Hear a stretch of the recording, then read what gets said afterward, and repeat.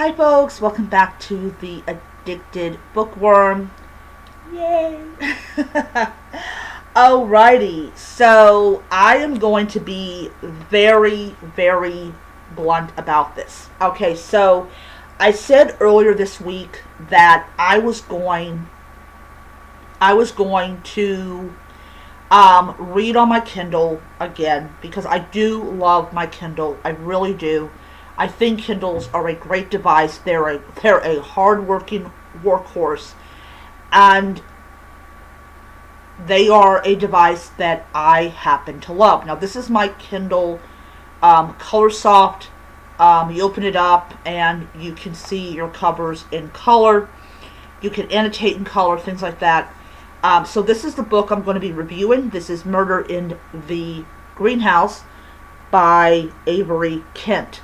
Now, as much as people like to demonize the Kindle, and there is a lot of demonization that goes on with people like, oh, the Kindles are horrible, you shouldn't be having one, all that type of stuff. At the end of the day, I bought this device nearly a year and a half ago, and I spent a lot of money on it. This was like the most I've ever spent on a Kindle. And despite the fact that Jeff Bezos founded a business that was built on not really nice things, the Kindle really revolutionized e-ink technology, and this is why we have all these devices.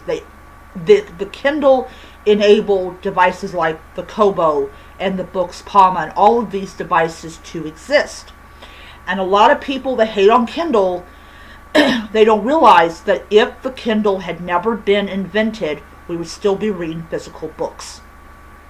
We would still be hauling physical books around when we went on vacation. So as much as people would love to hate on the Kindle is a very important piece of technology that, unless they make it obsolete, which we all know they have with the first batch of Kindles, this is still quite possibly one of the best devices that was ever invented. Now, don't get me wrong, I love my Kobos, I really do. But after what happened with my Kobo Plus and being cut off from it, even though I had the membership, I really have kind of soured to them. I will still use them. I will still read the books I have, but I'm very leery about purchasing any more books. Like yesterday, I got for 89 cents, I got the second book in the 1 Hour Cozy Mystery series. I have not yet read that book, but I have not had any issues with my Kindle working, minus the Jade one. We don't talk about that. But yeah, it's a great e-reader. So anyways, with that being said, it is time to a review of this book. So this book is about this woman, really weird, I forgot her name. I hate that when I do that. It's just like, I read this slowly, but I still forgot her name. She is the owner of a greenhouse that's on land she bought, and the son this guy who's the son of the man that did all this nonsense. He comes by wanting to buy the land and everything, and she basically tells him no. His name is Pruitt, I do remember that. And he ends up being the dead body. And he ends up with a fork and all that in him. Really weird way of murdering someone. And, of course, the police come, naturally, because it is a murder scene and stuff. And, of course, things happen. We find out a lot about Pruitt, and especially his father, over the course of this book. And it's important to realize that his father was not a very nice man. He literally spent his period of time just doing all sorts of stuff to people and getting a lot of enemies. And the murderer is one of those people that hated his father and extension hated him.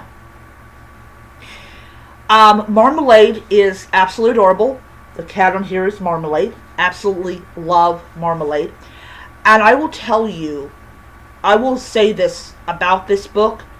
This book was a really quaint and wonderful cozy mystery. I gave it 5 stars on Goodreads because that's what my Kindle's hooked up to. And it was just a lot of fun to read. The pacing was really good. I enjoyed it. The characters were amazing. I loved them to death. And overall, this was just a delightful read. And it's definitely something I really am happy that I discovered. Now, speaking of I discovered that there's a reason why I hate pop sockets. They hurt my hand. It hurt my hand. I can pull this out, and within 10 minutes of using it, my hand is literally on fire. So I would prefer to keep my Kindle in this case right here, and that's what I'm going to do. So even though I am reading primarily library books, I am going to read the books on my Kindle because I did acquire them, and until Kindle gets rid of them, I have them on my device. Anyways, absolutely loving it, and I do love how I did with my device here. It is all sparkly and cute and pretty, and I know some people are like, dang, you put rhinestones on your Kindle. I did, and I still have like a big gigantic pile of them inside that box. But overall, it was a lot of fun to actually decorate, and I am going to decorate the, but yeah. So still loving all my Kindles. This is my favorite one out of all of them, and I think that I've grown a lot more fonder of the color stops since I got the Kobo Libra Color. It's a lot more fun. Anyways, so yeah. So the next book that I'm reading is Midnight Snacks Can Be Murder. I forgot the author's name. And yeah, I'm going to be reading that book next. It is part of the books that I put aside to read. And I actually went from, I think, 15 books down to 7, which is really great. Anyways, so despite people's dislike for Kindles, I still happen to like the device. It's still a good device to use. Okay,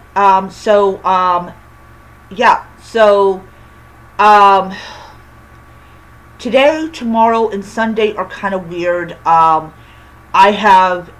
working from, I believe, 5 o'clock or 5:30 to 10:30 or 5 to 10:30. No, if not, either 5 or 5:30 to 11:30 or 5 to 11:30, one of the two. Then tomorrow I work a 12-hour shift, which I will be getting my break. I will be getting my break. And then on Sunday I work 1:30 to 5:30. So I'm not really looking forward to tomorrow, because I have to, and I hate doing this, but I have been, so I told you guys some time ago, I am not a fan of matcha. Well, take it back, I've never tried it. I just view matcha as kind of like this, like Gen Z or whatever kind of drink.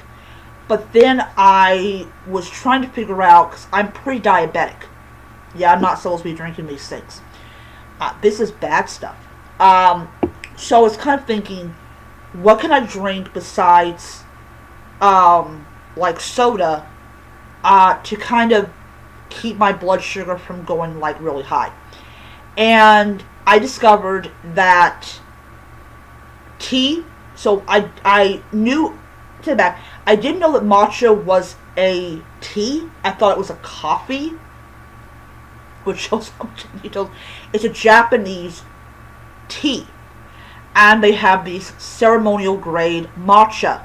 So today, when I wake up, if my pay is still on my account, I am going to order a matcha. I'm going to get a small one just so I can taste it and see what it's like. If I like it, I'm not getting the one with the fancy added-ons and all that stuff.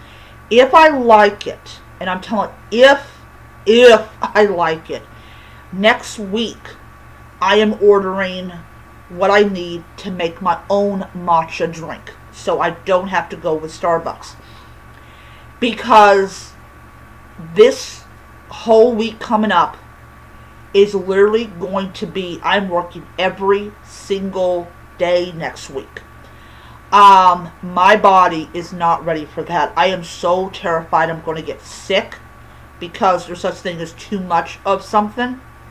So what I'm going to do, so I discovered that matcha boosts your energy levels. So it helps you stay awake. So I'm going to say this. If I like it, and it actually does keep me awake, especially during that 12-hour shift, I am going to definitely start drinking it for the energy, for the antioxidants and the vitamins and the minerals, things that my body really does need to be ingesting.